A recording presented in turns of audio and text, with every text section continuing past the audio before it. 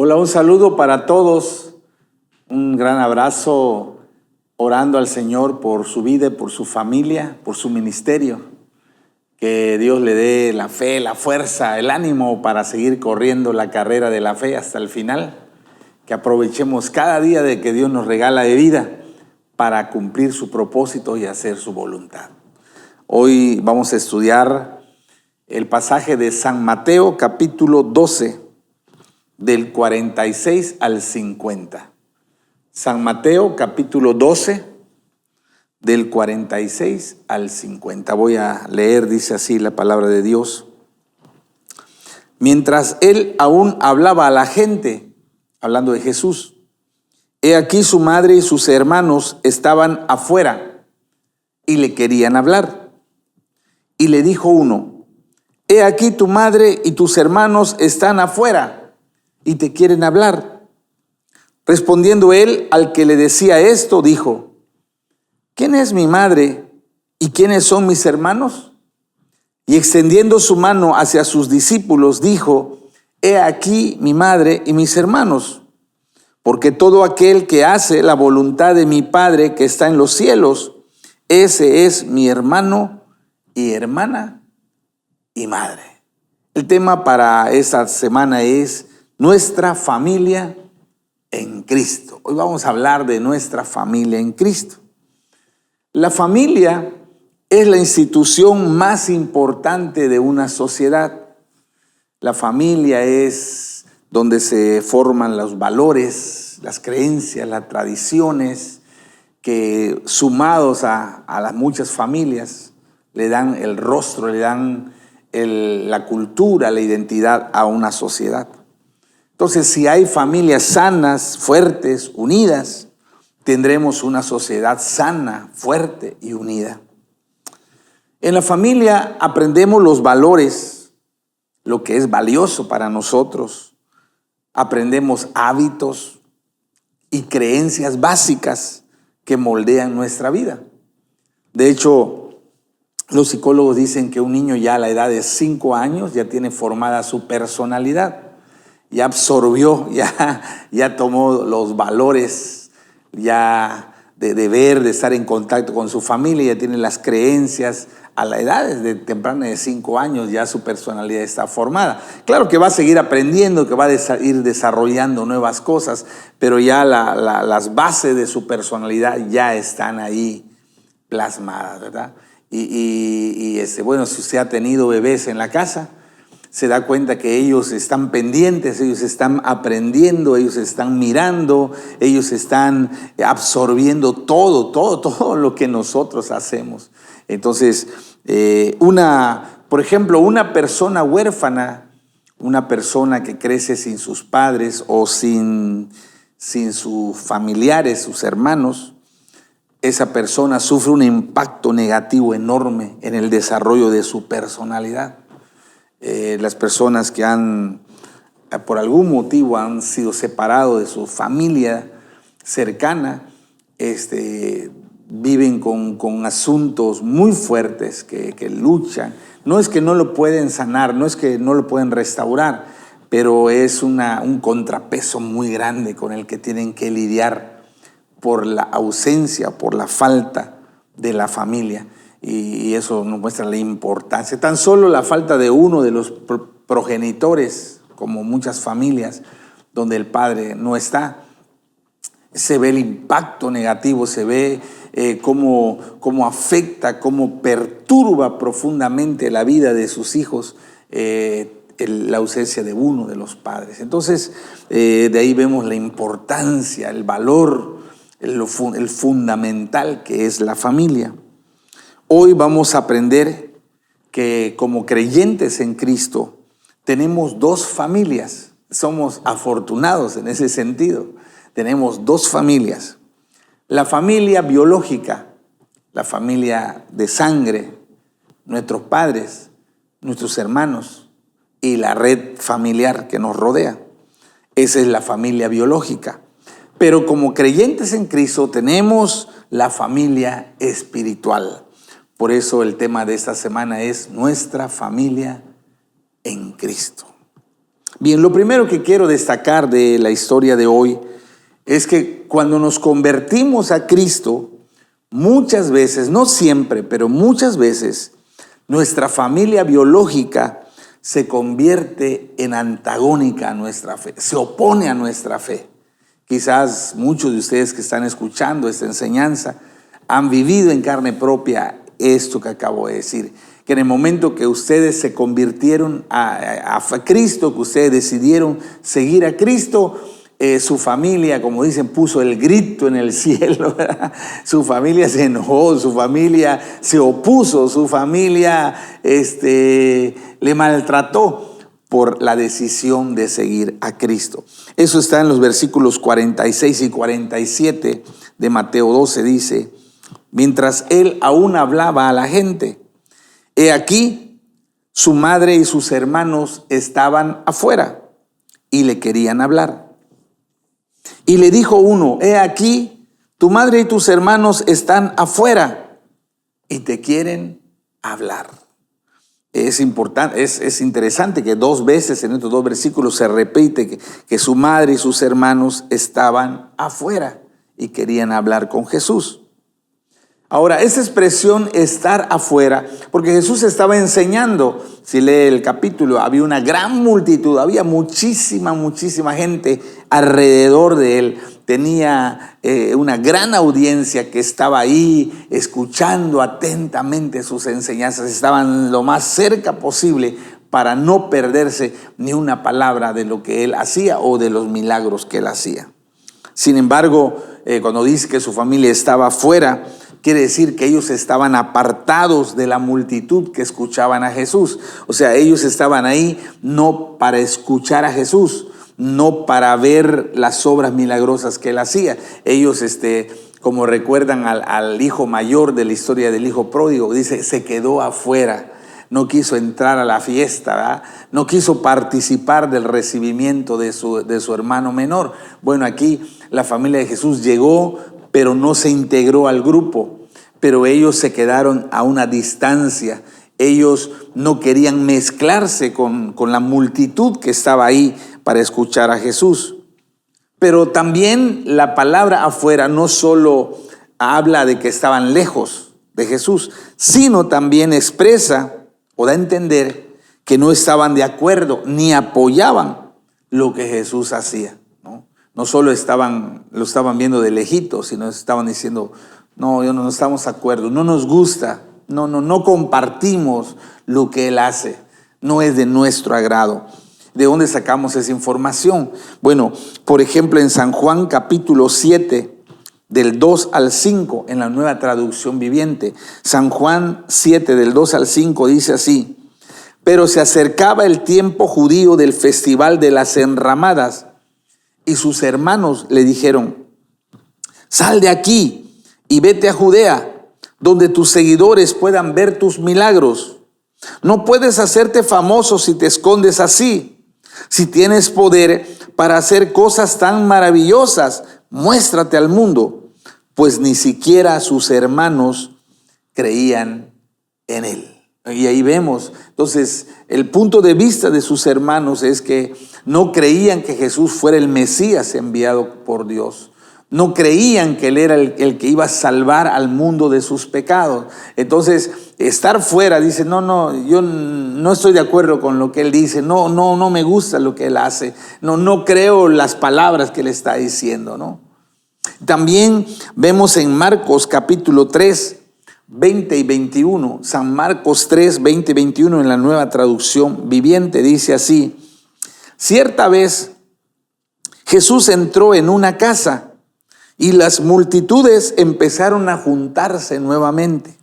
Pronto, ni él ni sus discípulos encontraron un momento para comer. Cuando sus familiares oyeron lo que sucedía, intentaron llevárselo. Está fuera de sí, decían. O sea, en este otro momento, Jesús otra vez está enseñando, está predicando, está ministrando a la gente. Y llega su familia, en la Reina Valera se dice, llegan sus hermanos biológicos. Y otra vez ellos recuerden que no creían que él era el Mesías. Y no estaban de acuerdo en lo que él decía. Y entonces ellos llegan, pero cuando llegan no es con la intención de escuchar, de participar, de seguirlo, sino ellos llegan con la intención de agarrarlo a la fuerza, ¿no? De llevárselo a la fuerza, como diciendo, ya nuestro hermano quedó loco, ¿verdad? Ya nuestro hermano está disvariando, ya nuestro hermano ha perdido la razón. Ese es como ellos veían a Jesús, sus hermanos biológicos. Entonces ellos querían tomarlo a la fuerza y querían llevárselo a la casa y encerrarlo ahí, ¿no? Querían encerrarlo porque pensaban que estaba disvariando, que lo que él decía no era verdad. Entonces, por eso cuando dice estaban fuera, no solo estaban lejos de donde estaban los demás, estaban aparte, sino no concordaban, no estaban de acuerdo en lo que Jesús enseñaba y hacía. Jesús nos advierte a todos nosotros, sus discípulos, que cuando nos convertimos en discípulos, cuando empezamos a seguir a Jesús, muchas veces, no siempre, pero muchas veces, nuestra familia biológica nos atacará, nos criticará y tratará de apartarnos de la fe en Cristo. Él nos da esa advertencia. Mateo capítulo 10, 34 al 37, dice la Nueva Traducción Viviente. No crean que vine a traer paz a la tierra. No vine a traer paz, sino espada. He venido a poner a un hombre contra su padre, a una hija contra su madre y a una nuera contra su suegra. Sus enemigos estarán dentro de su propia casa. Si amas a tu padre o a tu madre más que a mí, no eres digno de mí, de ser mío. Si amas a tu hijo o a tu hija más que a mí, no eres digno de mí. Una vez aquí Jesús está advirtiendo, mire, ser mi discípulo, ser mi seguidor, va a crear conflictos con su familia biológica. Puede ser que su padre, que su madre, que sus hermanos o aún que sus hijos se enojen, se ofendan. Puede ser que sus hijos le den a escoger, como decir, bueno, ¿a quién prefieres? ¿A tu nueva fe, a Jesús o a nosotros? Decide qué vas a hacer, ¿verdad? Escoge con quién te quedas. Y bueno, otra vez yo sé que quizás muchos o varios de ustedes han pasado por esa circunstancia. Y Jesús lo dijo. Ahora la pregunta es, ¿por qué sucede esto? ¿Por qué cuando alguien se convierte en seguidor de Cristo, como que la familia reacciona negativamente? La familia que no es creyente reacciona negativamente, se enoja y le hace la vida imposible al que ha decidido seguir a Cristo. ¿Por qué? Bueno, recuerden que cuando en la familia tenemos tradiciones, tenemos hábitos, tenemos costumbres, tenemos valores que compartimos porque somos miembros de la familia. Pero cuando creemos en Cristo, nos damos cuenta que algunas de esas tradiciones, no todas, pero algunas de esas tradiciones, que algunas de esas costumbres, que algunos de esos hábitos o valores que teníamos como familia no son compatibles con lo que dice la palabra de Dios. Por ejemplo, cuando mi padre se convierte, él tomaba mucho y cuando él se convierte deja de tomar. Y entonces entra en un dilema con sus hermanos, ¿no? Porque cada reunión, porque cada fiesta, pues lo principal era las bebidas alcohólicas. Eso es lo que alegraba la fiesta. Y las fiestas, muchas de esas se celebraban en la casa nuestra. Pero cuando él dice, no, yo ya no voy a participar, yo ya no tomo, yo ya no ingiero alcohol. Y es más, ya no quiero que las fiestas se celebren en mi casa, porque pues no iba a ser un buen testimonio, ¿verdad? Que él ahora era creyente en Cristo y en su casa iban a estar emborrachándose. Entonces eso causó enojo, causó controversia, causó polémica y bueno, fue una cosa fuerte que ocasionó que en cierta manera se separara de la familia. Porque ellos estaban en desacuerdo con los cambios que él estaba haciendo. Entonces la familia toma la conversión de alguien como una traición estás traicionando a tu familia, estás traicionando los valores. Y dice, no fue lo que te enseñó tu papá, eso no fue lo que te enseñó tu abuelo, nosotros siempre lo hemos hecho así, nosotros siempre hemos practicado esto y tú no. Entonces entra, por eso dice que Jesús dice que los enemigos del cristiano serán los de su propia casa, ¿no? Va a ser una presión. Van a buscar la forma de que tú desistas, de que tú des marcha atrás, de que tú te apartes de tu fe en Cristo, ¿no? Entonces, y ahora viene una pregunta. ¿Esto significa que debemos cortar el lazo con nuestra familia biológica? Eso es una pregunta válida. Dice, bueno, si ahora porque soy cristiano, si ahora porque no hago lo mismo que ellos hacen y hay conflicto y me dicen cosas, significa que ya pinto mi raya, que ya no son mi familia. No. Eso no significa. No quiero que se malentienda. Significa que vamos a seguir amando a nuestra familia. Sigue siendo nuestra familia. Debemos seguir amándolos. Pero ahora, cuando nos relacionemos con ellos, será para darles testimonio de nuestro cambio de vida. Ellos nos conocían. Ellos saben cómo éramos. Y uno de los mensajes más poderosos que podamos dar es el cambio de vida. Cuando ellos vean que nuestra vida es diferente, que nuestra vida es distinta. Cuando ellos oigan que nuestro lenguaje es un lenguaje distinto.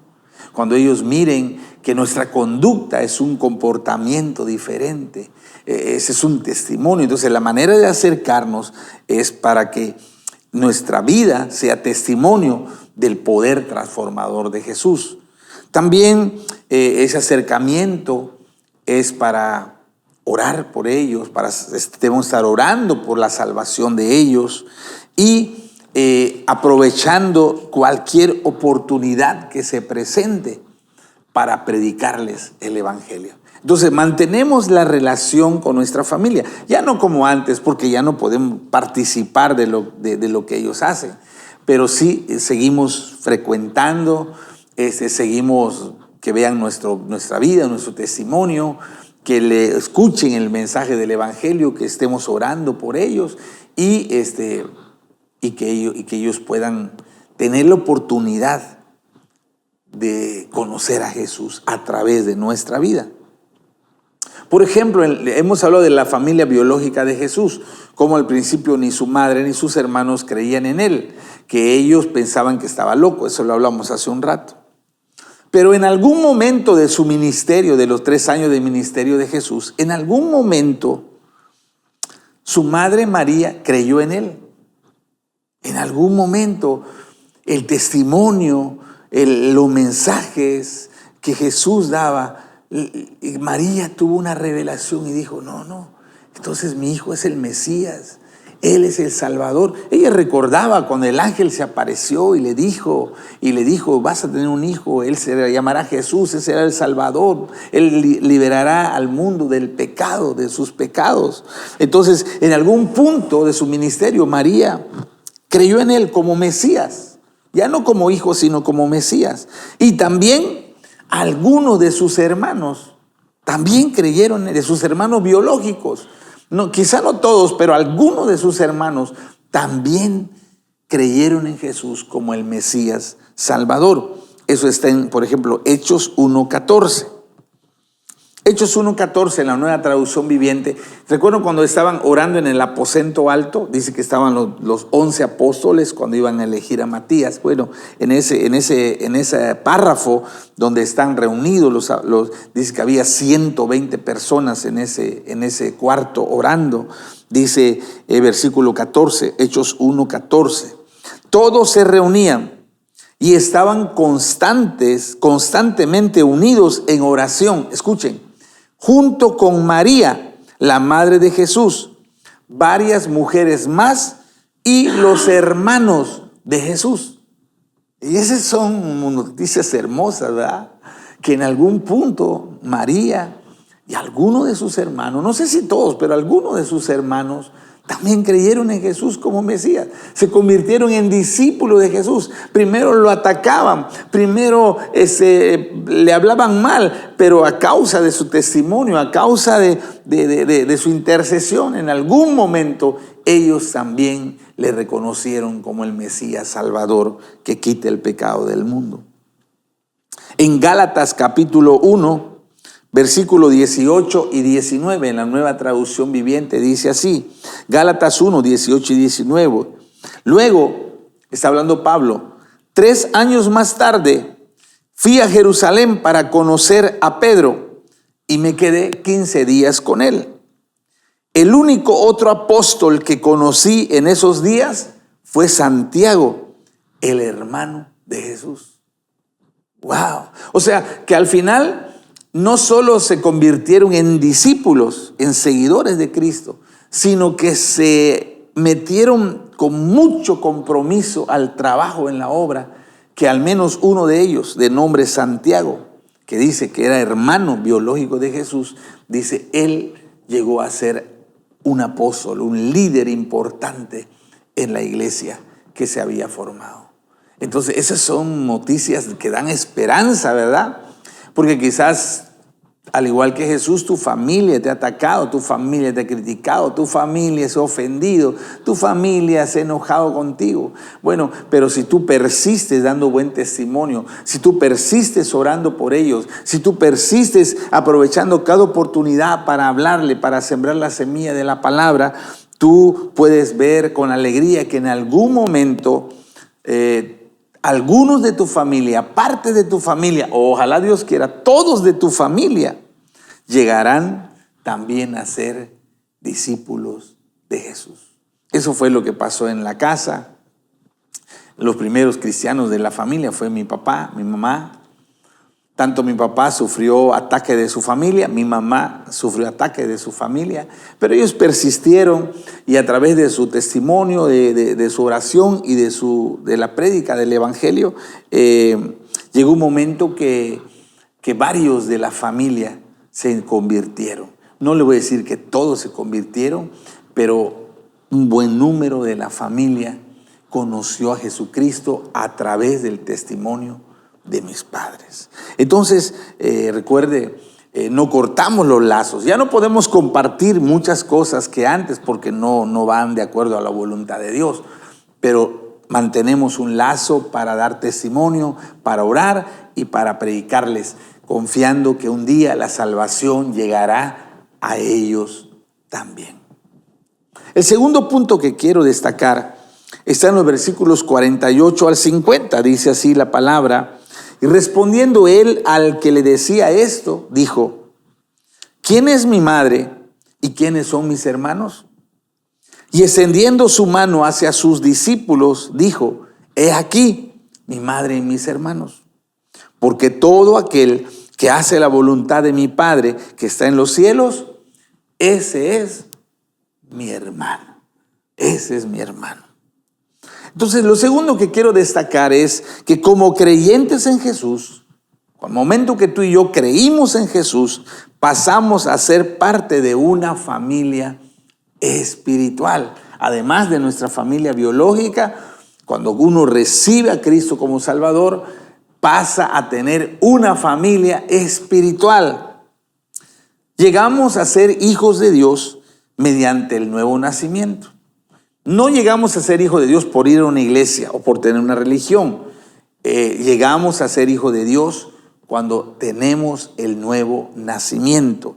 San Juan, capítulo 3, versículos del 3 al 6. Voy a leer en la traducción en lenguaje actual.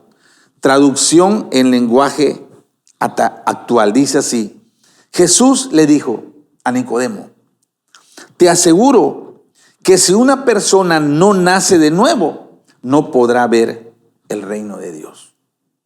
Nicodemo le preguntó: ¿cómo puede volver a nacer alguien que ya es viejo? ¿Acaso puede entrar otra vez en el vientre de su madre? Le respondió. Jesús le respondió: te aseguro que si uno no nace del agua y del espíritu, no puede entrar en el reino de Dios. Todos nacen de padres humanos, pero los hijos de Dios solo nacen del Espíritu. Cuando uno nace de nuevo, no porque vas a la iglesia, no porque tienes una religión. Cuando tú naces de nuevo a través del Espíritu Santo, pasamos a ser hijos de Dios. Pero ahora, como niños espirituales, no podríamos sobrevivir sin una familia que nos cuide. ¿Recuerdan lo que dijimos de los huérfanos? Que para un huérfano es sumamente doloroso, difícil, traumático poder sobrellevar la vida sin sus padres o sin su familia. Si no hay una familia que lo adopte, el huérfano no tiene posibilidad de sobrevivir. Entonces, lo mismo pasa en el mundo espiritual. Cuando yo recibo a Cristo, cuando yo nazco de nuevo como una nueva criatura, necesito una familia, necesito papá y mamá, necesito hermanos. Mire lo que dice 1 Tesalonicenses 2, voy a leer 2 versículos, capítulo 2, versículo 7 y versículo 11 y 12. 1 Tesalonicenses 2, 7 dice así: como apóstoles de Cristo, sin duda teníamos el derecho de hacerle ciertas exigencias. Sin embargo, fuimos como niños entre ustedes, o bien fuimos como una madre que alimenta y cuida a sus hijos. Ahora, versículo 11 y 12. Y sabemos que tratamos a cada uno como un padre trata a sus propios hijos. Les rogamos, les alentamos, les insistimos que lleven una vida que Dios considere digna, pues Él los llamó para que tengan parte en su reino y gloria. Entonces, ¿de qué estamos hablando acá? Bueno, estamos viendo que en el momento que uno recibe a Cristo, necesita un papá y una mamá espiritual. Y eso no tiene que ver con cuestión de biología, ¿verdad? Es decir, Pablo dice, yo fui como una mamá para ustedes, yo fui como un papá para ustedes. O sea, espiritualmente, no importa si tú eres varón o eres mujer, puedes desarrollar la función de papá o de mamá en términos espirituales. Dice, yo les cuidé, yo les amamanté, yo les di de comer, pero como padre también les di ejemplo, como padre yo les instruí, como padre yo les corregí, ¿verdad? Entonces Pablo desarrolló la labor de mamá y de papá para esos nuevos creyentes. Mire lo que dice Gálatas capítulo 6, versículo 10. Dice, por lo tanto, siempre que tengamos la oportunidad, hagamos el bien a todos, en especial a los de la familia de la fe. Entonces tenemos papá y mamá espiritual. No estoy hablando de Dios, estoy hablando de alguien de carne y hueso. Nosotros le llamamos el líder, ¿verdad? El líder o el discipulador. El que te ganó para Cristo, llega a ser un papá y una mamá.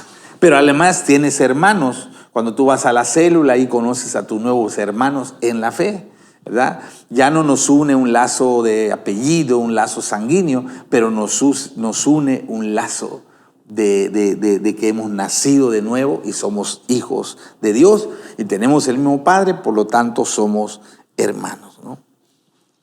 La familia espiritual debe realizar las mismas funciones que la familia biológica hace a favor de sus miembros. O sea, lo que hace la familia biológica lo debe hacer la familia espiritual. No solo nos llamamos hermanos como un apodo. No solo voy a decir a alguien, hola hermano, hola hermana.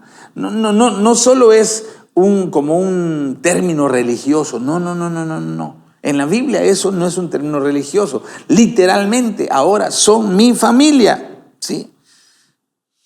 Debemos de darles compañerismo o tener compañerismo, ayudarnos mutuamente, edificarnos, amarnos y servirnos los unos a los otros. Eso está en Hechos capítulo 2, del 41 al 47. Nueva Traducción Viviente dice: los que creyeron lo que Pedro dijo fueron bautizados y sumados a la iglesia en ese mismo día, como 3,000 en total. Todos los creyentes se dedicaban a las enseñanzas de los apóstoles, a la comunión fraterna, a participar juntos en las comidas, entre ellas la cena del Señor, y a la oración. Un profundo temor reverente vino sobre todos ellos, y los apóstoles realizaban muchas señales milagrosas y maravillas. Todos los creyentes se reunían en un mismo lugar y compartían todo lo que tenían. Vendían sus propiedades y posesiones y compartían el dinero con aquellos en necesidad. Adoraban juntos en el templo cada día. Se reunían en casas para la cena del Señor. Compartían sus comidas con gran gozo y generosidad. Todo el tiempo alabando a Dios y disfrutando de la buena voluntad de toda la gente. Y cada día el Señor agregaba a esa comunidad cristiana los que iban siendo salvos. Qué hermoso cuadro describe aquí de una familia espiritual, ¿verdad? Ese día se convirtieron 3,000 nuevas personas, 3,000 bebés espirituales, ¿no? ¡Wow! Un paquete. Y entonces había una base de discípulos. Y me imagino que se formaron como tipo células, porque 3,000 personas no iban a caber en una sola casa. Entonces, de los que ya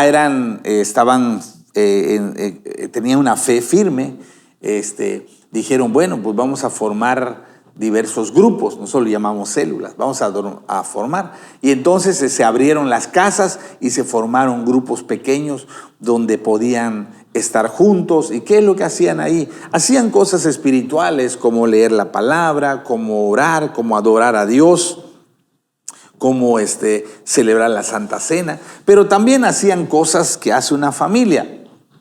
Se sentaban a comer juntos, se ayudaban mutuamente, ¿verdad? Si alguien tenía una necesidad, todo el mundo le echaba la mano. Si alguien estaba enfermo, todo el mundo estaba pendiente de él. Y había amor, había unidad, había compañerismo, ¿no? Entonces, esas 3,000 bebés espirituales fueron a una familia que los cuidó, que los protegió, que los alimentó, que los guió hasta que crecieron, ¿no? Entonces, ¿qué es un cuadro hermoso? La verdad, eso es lo que es una familia cristiana. Recuerde, no usamos el nombre hermano o hermana como un apodo.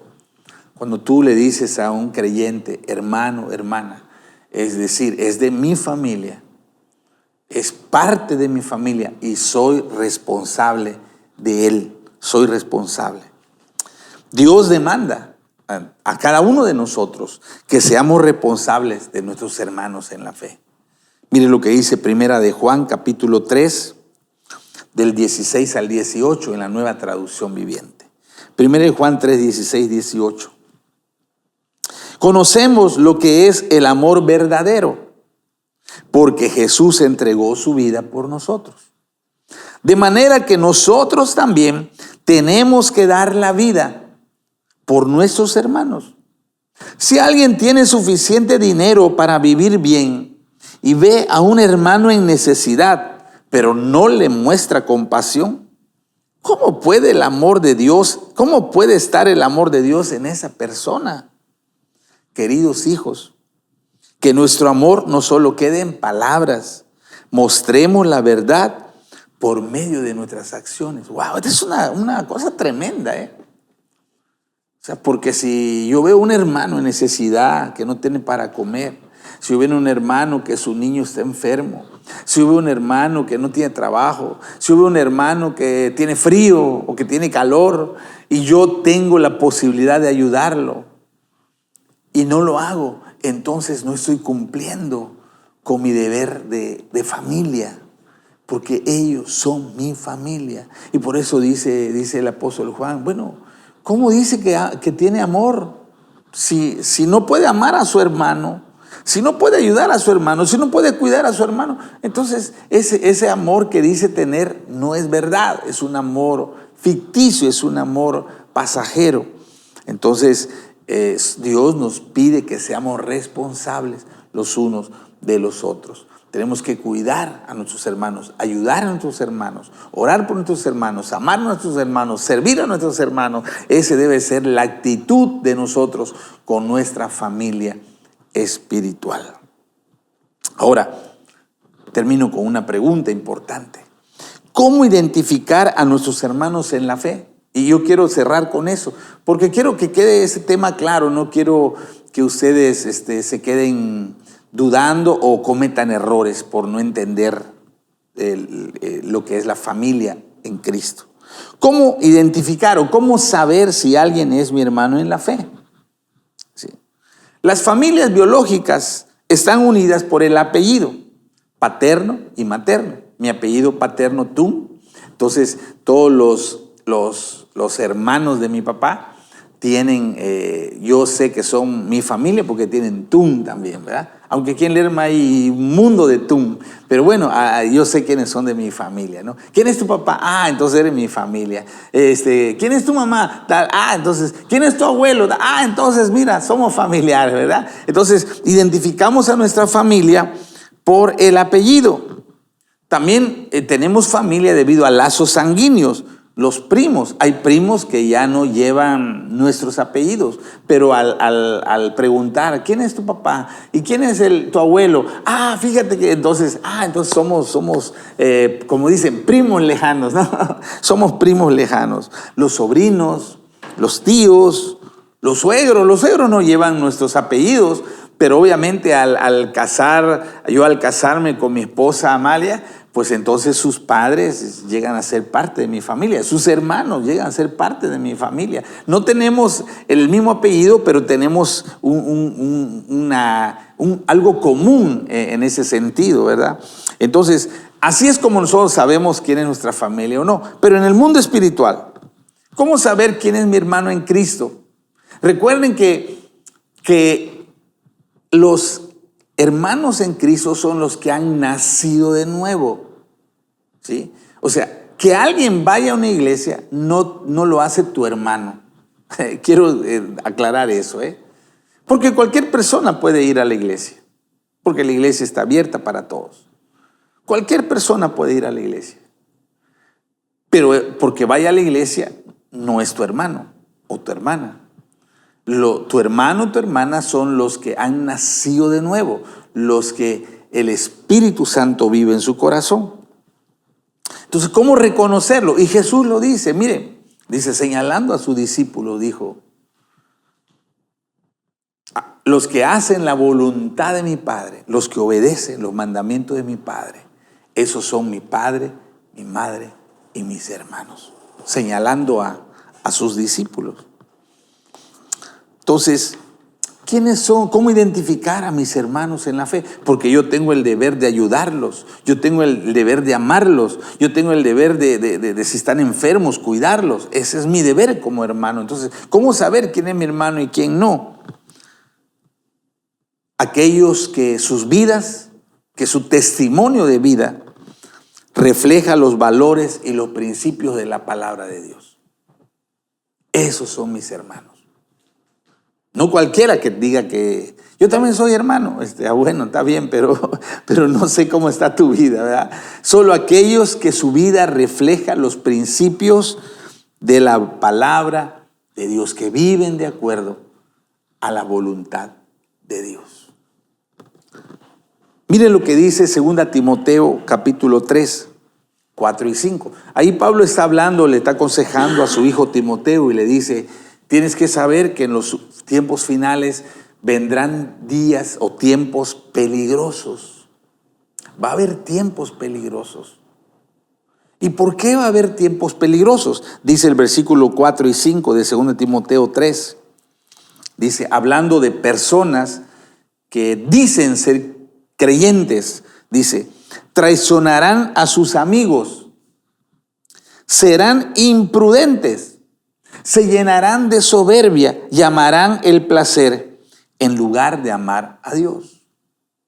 Actuarán como religiosos, escuchen, irán a la iglesia, usarán un lenguaje religioso. Dice, actuarán como religiosos, pero rechazarán el único poder capaz de hacerlos obedientes a Dios. Y termina diciendo, aléjate de esa clase de individuos. Guay. Entonces, no que alguien vaya a la iglesia, no que alguien hable un lenguaje religioso, es mi hermano. Si esa persona refleja con su vida los valores que están en la palabra de Dios, ese es mi hermano, mi hermana. Yo debo velar por él, yo debo brindarle apoyo, consuelo, amor, la ayuda, toda la ayuda que necesite. A veces por no entender eso, se ha cometido errores, ¿verdad? Porque alguien que llega a la iglesia ya lo vemos como si es nuestro hermano, pero todavía su vida no refleja los valores de la palabra de Dios. Y muchas veces nosotros les hemos confiado cosas, ¿no? Y si sigue leyendo, 2 Timoteo 3, dice, hablando de estas personas que dice que son religiosos, pero su vida refleja otra cosa. Dice, estos, o sea, esas personas falsas, dice, son los que se meten en las casas y seducen a las mujeres. O sea, no puedes confiar, meter a alguien en tu casa nada más porque dice que es cristiano. Su vida tiene que reflejar que es cristiano. Su testimonio tiene que reflejar que es cristiano. Entonces a veces nosotros somos demasiado ingenuos, ¿verdad? Y llega alguien, no, hermano, yo también soy hermano, yo también creo, bueno, pues pase. Y entonces le brindamos la confianza, lo tratamos como un hermano, y solo para que, como dicen acá, te pega el sablazo, ¿verdad? Se aprovecha de, como dice el Chapulín, se aprovecha de tu nobleza. Entonces, por eso Pablo dice, mira, si ves una persona que dice ser religiosa, pero su vida no está de acuerdo a la palabra de Dios, dice, aléjate de esas personas, ¿verdad? No quiere decir que las desprecies, no quiere decir que le tuerzas la boca, no, pero quiere decir, o sea, no le abres a tu casa, no le confíes tu casa, no le confíes a tu familia, no le confíes tu dinero, porque no es tu hermano. Es alguien que necesita el amor de Dios, pero no para meterlo hasta la cocina, ¿verdad? No para darle las libertades que se le da a alguien de la familia, ¿no? Porque alguien de la familia puede pasar, puede abrir el refri, puede comer lo que está en el refri, no hay problema, en mi familia. Pero si esa persona es incorrecta, esa persona te puede dañar, esa persona puede afectarte o incluso puede lastimar a tu familia. Entonces tenemos que ser sabios, por favor. Tenemos que ser sabios. Seamos sabios. Entonces, como conclusión, debemos amar y orar para que nuestra familia biológica llegue a conocer a Jesús. Si todavía tienes hermanos, papás, sobrinos, tíos, primos que no conocen a Cristo, hay que amarlos. Hay que seguir orando, hay que seguir hablándole, que algún momento, que algún día ellos puedan arrepentirse y entregarle su vida a Jesús. No cortamos todo lazo con nuestra familia porque tenemos que llevar la salvación a ellos. Aunque ya no hacemos lo mismo que ellos, aunque ya no compartimos muchas cosas que hacen ellos, pero tenemos que mantener ese contacto para llevarles la salvación. Ahora, para nuestra familia de la fe, aquellos que viven de acuerdo a la palabra de Dios, debemos de cuidarlos. Si tú ves a uno de tus hermanos en la fe en algún momento de apuro, que está sufriendo, que está necesitado, no dudes en ayudarlo. No dudes en compartirle lo que tú tienes a ellos. No dudes en abrirle tu corazón, en abrirle tu amor, en ayudarlo con amor sinceramente. No dudes en hacerlo, porque ese es el deber que tenemos con nuestros hermanos, ¿verdad? Pero si ves a una persona que dice ser religioso, pero su vida dice lo contrario, entonces ten cuidado, sé prudente, no le brindes mucha confianza, porque esa persona, si tú le confías, puede afectarte, puede dañarte. Ese es el tema para esta semana, nuestra familia en Cristo. Vamos a orar. Padre, gracias por tu palabra. Somos afortunados porque tenemos dos familias, nuestra familia biológica y nuestra familia espiritual. Nuestra familia biológica tenemos que amarlos, tenemos que, si no son cristianos, orar por ellos, predicarles, darles testimonio, para que un día, además de ser nuestros hermanos en la carne, sean nuestros hermanos en la fe. Para nuestros hermanos espirituales, ayúdanos a amarlos. Dice la Biblia en Hechos que cuando la gente veía cómo se amaban los discípulos de Cristo, ellos se convertían porque veían el testimonio de una familia que velaba los unos por los otros.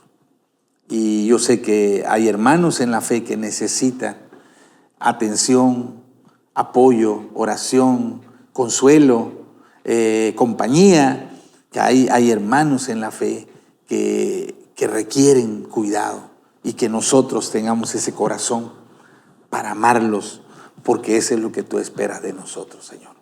Gracias por la palabra que nos das y ayúdanos a amarnos los unos a los otros, así como tú nos has amado.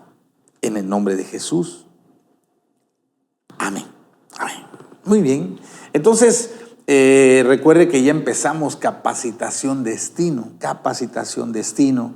Ya iniciamos el domingo pasado. Este domingo es la clase 1. Si alguno de sus discípulos no estuvo el domingo pasado, anímelo para que pueda estar este próximo domingo, para que ya no se pierda la clase, por favor. Y la Universidad de la Vida continuamos, ya pasamos el encuentro, gracias a Dios, estamos a la mitad del camino, pero todavía falta la segunda parte, así que por favor que anuncien que hay Universidad de la Vida. La capacitación destino es a las 9, los domingos a las 9 de la mañana, y Universidad de la Vida los domingos a las 9:30 de la mañana, ¿verdad? Y termino agradeciéndoles a todos aquellos que le expresaron su amor, su cariño, que le expresaron esa amistad fuerte al pastor Juan Manuel Novelo Collé. Como todos saben, él el sábado estábamos terminando el encuentro, 5:40 de la tarde, cuando él falleció. Fue a la presencia del Señor.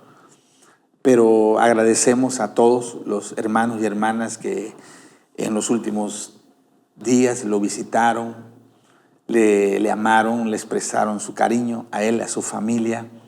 La familia está muy agradecida por la muestra de amor que se hizo, porque se estuvo muy pendiente, porque hasta el final estaban ahí. Y eso es algo que debemos de hacer conforme a la lección que hoy vimos, ¿verdad? Ayudarnos los unos a los otros más en los momentos difíciles. Así que gracias de corazón, que sigamos expresando el amor de Dios a nuestros hermanos, que sigamos predicando el Evangelio a nuestra familia que aún no conoce a Cristo. Un abrazo para todos, que Dios les bendiga, nos vemos el domingo.